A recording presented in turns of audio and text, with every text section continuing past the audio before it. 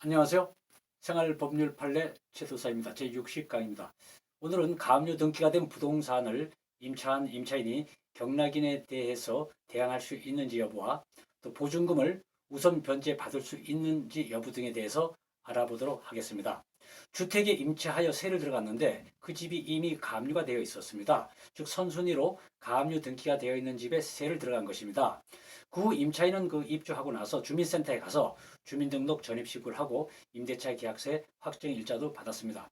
여기서 잠깐 가압류란 것은 채권자가 금전 채권의 강제 집행, 즉 자기가 돈을 받기 위해서 채무자의 재산을 처분하지 못하도록 묶어두는 것을 말합니다.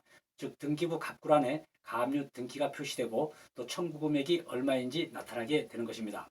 그래서 그 후 가압류 채권자가 집주인을 상대로 해서 결국 승소 판결을 받았습니다.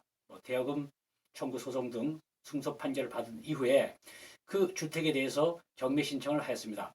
이 경우 임차인은 이 경매 절차에서 그 매수인 즉 경락인 낙찰자에 대해서 대항할 수 있는지 여부하고 보증금을 회수할 수 있는지 여부 등을 보겠습니다. 사례를 하나 들어보겠습니다. 아파트 최초 법사가 즉 감정가가 5억 원이었습니다. 경매가 진행되어서 낙찰이 4억 원에 되었습니다. 여기에서 그 가압류 채권자의 채권액은 2억 원이었고 임차인의 그 임대차 계약 보증금은 3억 원이었습니다. 따라서 이 순서가 여기에서 순서가 채권자의 그 가압류 일자가 임차인의 확정 일자보다 앞서고 있습니다. 더 빠릅니다. 이런 경우 그 낙찰 4억 원이 되었을 때 이 낙찰자에 대해서 임차인이 대항력이 있느냐의 문제입니다. 대법원 판례에 의하면은 즉 임차인은 대항력이 없다라고 하고 있습니다. 즉 낙찰자가 명도를 요구하면 집을 비워줘야 합니다. 그 판결 이유를 보면은 가압류의 그 효력에는 처분 금지 효력이 있습니다. 그 처분 금지 효력에 의해서 있기 때문에 그 부동산을 취득한 경락인에게 그 임대차의 효력을 주장할 수 없다라고 하고 있습니다. 두 번째, 그 임대차 보증금 회수는 얼마나 할 수 있을까요? 즉 경매 배당금 4억의 낙찰 대금으로서 얼마를 회수할 수 있을까요?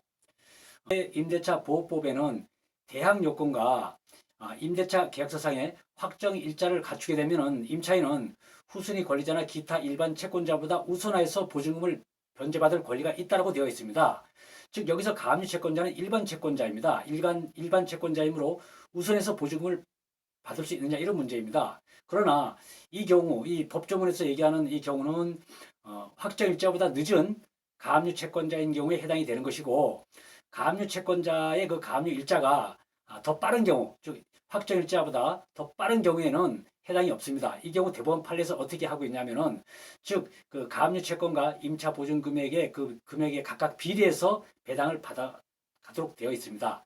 즉 낙찰 금액 4억 원을 즉 가압류 채권자는 총 채권액 즉 5억 원 중에서 가압류 채권의 2, 즉 5분의 2만큼 받아갈 수 있습니다. 따라서 1억 6천만 원을 받아갈 수 있고 임차인은 임차 보증금을 얼마를 받아갈 수 있냐면은 즉 낙찰 금액 4억 원 곱하기 총 채권액 5억 중에서 자신의 보증금 3억 원, 즉 5분의 3에 해당하는 것만큼 받아갈 수 있습니다. 따라서 2억 4천만 원을 받아갈 수 있게 되어 있습니다.